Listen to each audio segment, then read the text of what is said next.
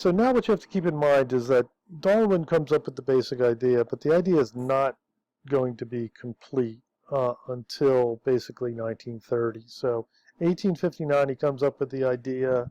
It's going to take another 70 years for it basically to all come together.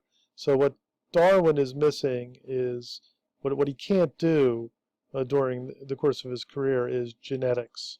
Okay, and so that's going to be the missing piece of things, right?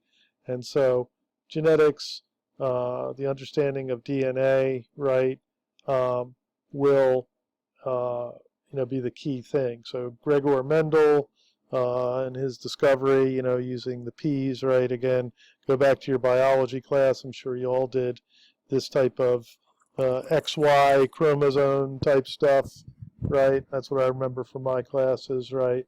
And so Mendel was somewhat of a contemporary, a little bit later than Darwin, but Darwin did not know of his work, right?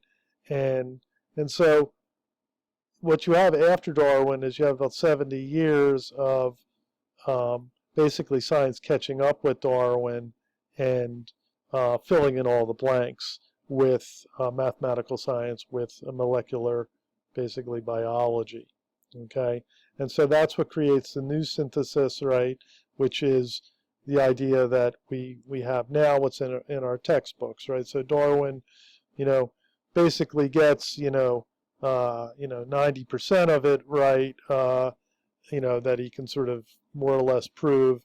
The other 10% he really can't, but he speculates on it, and it's going to come through with modern science. Okay, and so again, it'll explain that in a nutshell, right?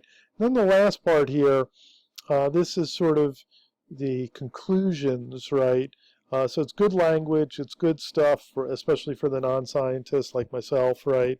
To sort of really put into perspective what evolution is, what natural selection is, and really what the revolution was in terms of what Darwin brings to the table. And so that is located in the last couple pages here. So I really recommend that you read over that and get a good purchase into the discussion.